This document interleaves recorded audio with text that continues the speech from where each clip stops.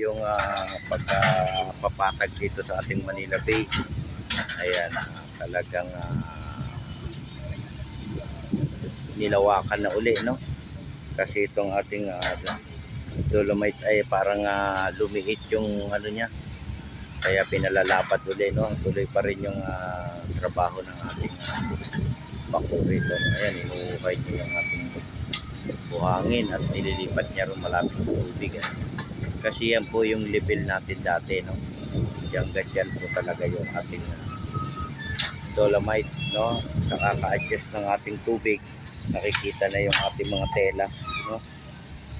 Kaya tinatabunan nila, guys. Kaya maraming salamat po sa lahat ng ating mga viewers, silent viewers.